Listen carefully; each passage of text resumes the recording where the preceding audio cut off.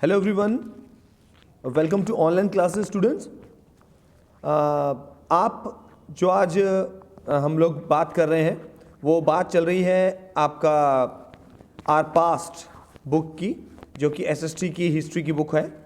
और इसमें जो हम लेसन पढ़ रहे हैं वो लेसन हमारा चल रहा है tribals, Dikus and the vision of golden age. और आज जो हम इसकी वीडियो बना रहे हैं वो वीडियो है पार्ट नंबर 4। तो इसमें देखिए हम लोग कहाँ पहुँच गए हैं। अब हम अपने टॉपिक को स्टार्ट करेंगे कि how did colonial rule affect tribal lives, यानी कि जो उपनिवेशक के जो नियम थे, कानून थे, उन्होंने जनजाति जो रहती थी जंगलों में उनके जीवन पर क्या असर पड़ा। यानी कि ब्रिटिशर्स के बनाए हुए जो नियम कानून थे उन नियम कानूनों का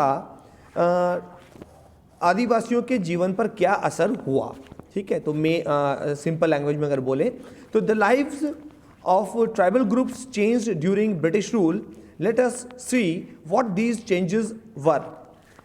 यानी कि ट्राइबल ग्रुप्स के जो जीवन था वो डेफिनेटली प्रभावित हुआ और उनके जीवन पर क्या असर पड़ा जब ब्रिटिश रूल लागू हुआ। तो यानी कि जब अंग्रेज़ों का शासन हमारे देश में लागू हो गया, अंग्रेज़ों ने पूरी तरीके से हमारे देश पे कब्ज़ा कर लिया और अंग्रेज़ ही जब इस हमारे देश पर रूल करने लगे तो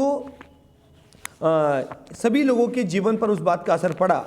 यहाँ तक कि जो लोग जंगलों में जो आदिवासी लोग थे उनके जीवन पर भी असर हुआ था।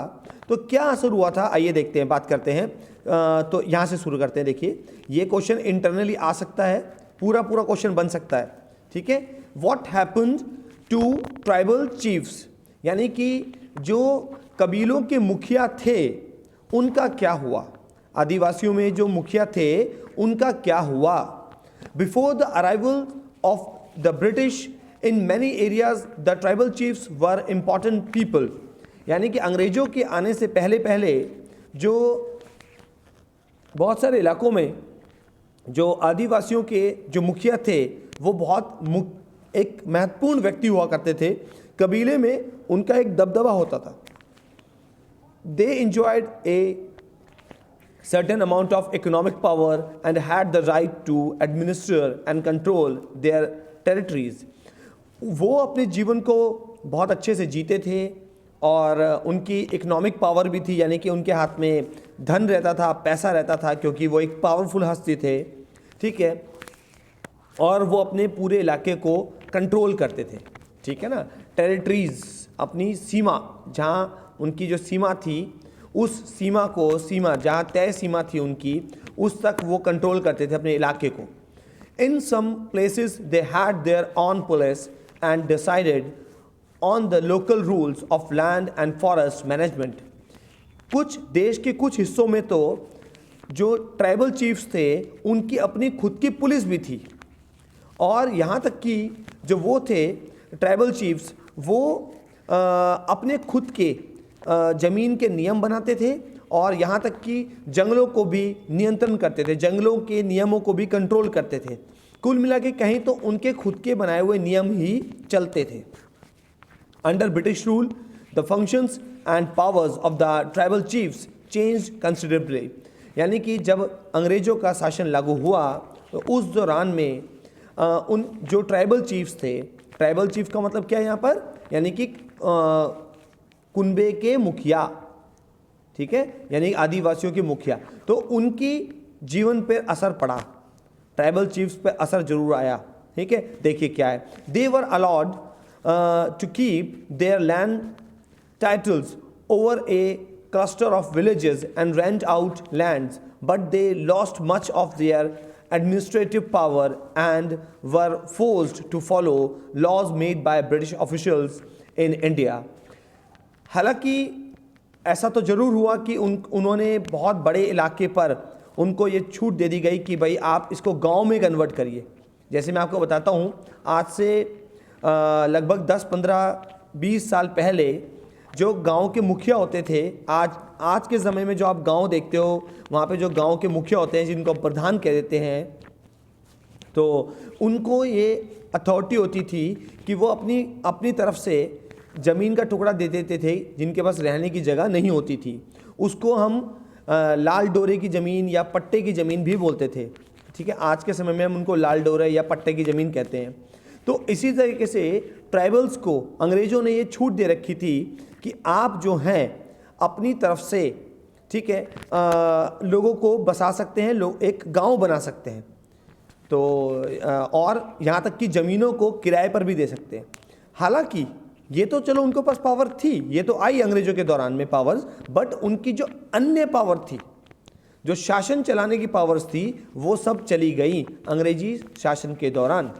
दे also had to pay tribute to the British and discipline the tribal groups on behalf of British.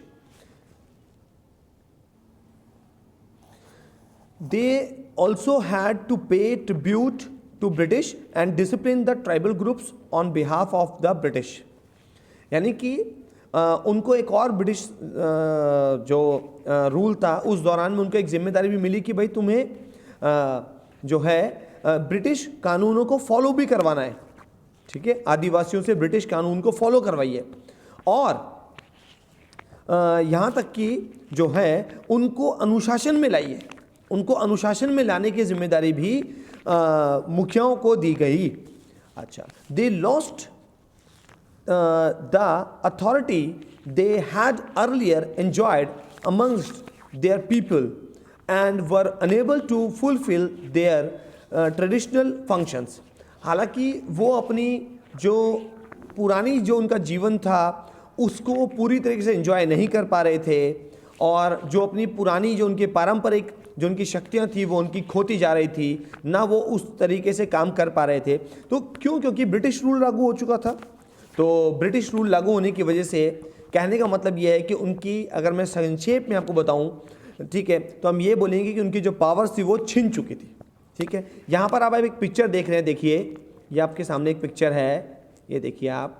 ठीक है, इस पिक्चर में आप देखिए क्या दिखाया हुआ है। यहाँ देखिए, मैं इस पिक्चर की बात कर रहा हूँ, फिगर 5 की। ठीक है, देखिए इस पिक्चर को देखिए। A log house being build in a village of the Nishi tribals of the north east. जो नॉर्थ ईस्ट के निशी ट्राइबल्स होते हैं, निशी, ठीक, आदिवासी लोग, वो लकड़ी के घर बनाते हैं। तो लकड़ी के घर बनाता हुआ एक व्यक्ति आप देख रहे हैं। ठीक है, देखिए लकड़ी के घर हैं यहाँ पर, ये देखिए, है ना, आप देख रहे हो ना, लकड़ी के घर बनाए हुए हैं। ठीक है, तो नागालैंड साइड में इस तरीके के लकड़ी के घर बनाए जाते हैं। ठीक है, अच्छा चलिए आगे चलते हैं। आगे देखिए, what happened to the shifting cultivators. अब शिफ्टिंग कल्टीवेटर्स का क्या हुआ? जो घुमंतू काश्तकार थे, यानी कि जो यहाँ से वहाँ जा करके खेती किया करते थे, उनका क्या हुआ? आइए देखिए, बात करते हैं। The British were uncomfortable with groups who moved about and did not have a fixed home. They wanted tribal groups to settle down and become peasant cultivators। यानी कि जो घुमंतू काश्तकार थे उनको भी इन दौरान में समस्याएं आने लगी। ठीक है, क्योंकि क्या था कि अंग्रेज चाहते थे कि वो फिक्स्ड होम में रहें, अपना घर बना के रहें, मगर हुआ ये कि जो ये थे, आपका जो ब्रिटिश रूल था वो तो चाहता था कि घुमंतू काश्तकार फिक्स्ड रहें, बट ये कैसे पॉसिबल होता? क्योंकि वो तो पहले ही उनको हम क्या कह रहे हैं, घुमंतू काश्तकार कह रहे हैं, यानी कि इधर से उधर घूम करके खेती करने वाले। They wanted tribal groups to settle down and become peasant cultivators. अच्छा, अंग्रेज तो चाहते थे कि वो एक जगह सेटल हो करके खेती करें। Settled peasants were easier to control and administer than people who were always on the move. क्योंकि जो एक जगह स्थिर रहेगा उनको कंट्रोल करना, उनसे टैक्स वसूल करना आसान है एज कंपेयर टू मूवेबल। जो मूवेबल्स हैं, जो यहाँ से वहाँ जा रहे हैं, उनका पता कैसे चलेगा, उनसे कैसे टैक्स लिया जाएगा? ठीक, आप समझ रहे हो ना, तो वो डिफ़िकल्ट है। तो अंग्रेज चाहते थे कि उनको सेटल डाउन करा जाए, वो बस जाएं, ठीक है। अच्छा, the British also wanted a regular revenue का मतलब होता है सरकार को मिलने वाला टैक्स, उसे बोलते हैं रिवेन्यू, ठीक है। रेगुलर रिवेन्यू माने सरकार को मिलने वाला टैक्स, उसे रिवेन्यू कहते हैं। तो ब्रिटिशर्स जो थे वो चाहते थे कि उनको रेगुलर रिवेन्यू मिलता रहे, लगातार उनको टैक्स मिलता रहे, इसीलिए उन्होंने इंट्रोड्यूस करा, सो दे इंट्रोड्यूस्ड लैंड सेटलमेंट्स। उन्होंने, जिसको बोलते हैं ना अब हिंदी में कि स्थायी बंदोबस्त व्यवस्था, परमानेंट सेटलमेंट अरेंजमेंट कर दिया। ये एक कानून लेकर के आए, परमानेंट सेटलमेंट्स का एक कानून लेके आए, ठीक है, हाँ जी। और उस कानून के तहत अब परमानेंट सेटलमेंट यानी ज़मीनों पर कर देना होगा, वो अलग सा कानून था, उसके बारे में हमने प्रीवियस लेसन में पढ़ा है, ठीक है। अच्छा, उसके बाद क्या है, that is they measured the land, defined the rights of each individual to the land and fixed the revenue demand for the state। यानी कि वो लोगों को ज़मीन पर उनके अधिकार दे रहे थे, यानी कि ये कह के कि ये ज़मीन तुम्हारी है और अब इस ज़मीन पर तुम्हें परमानेंटली टैक्स देना होगा। अच्छा, ताकि सरकार की लगातार इनकम होती रहे।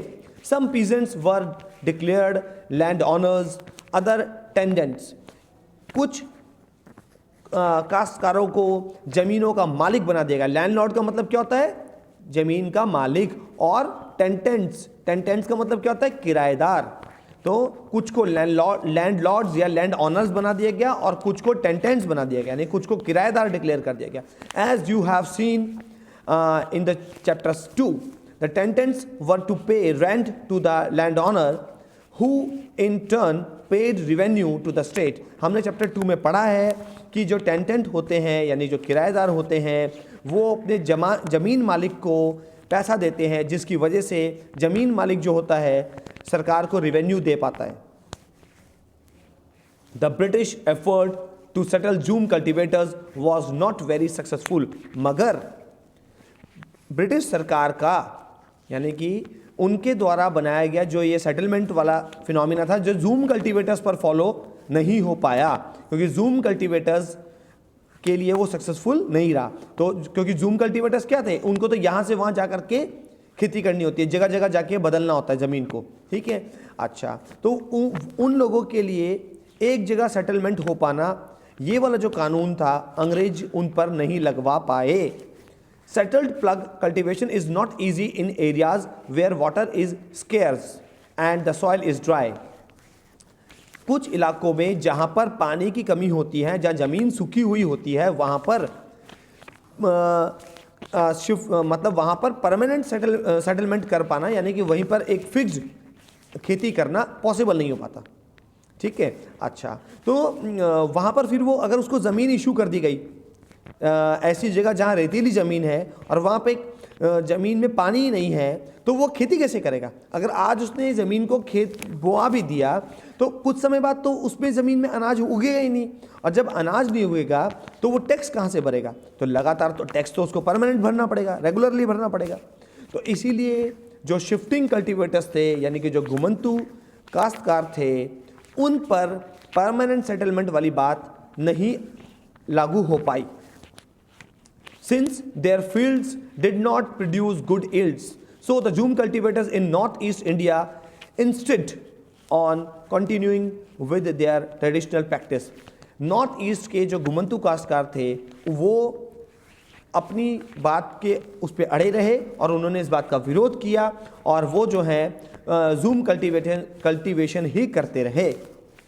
अच्छा, उसके बाद facing wide spread protest, the British had to ultimately allow them the right to carry on shifting cultivation in some parts of the forest।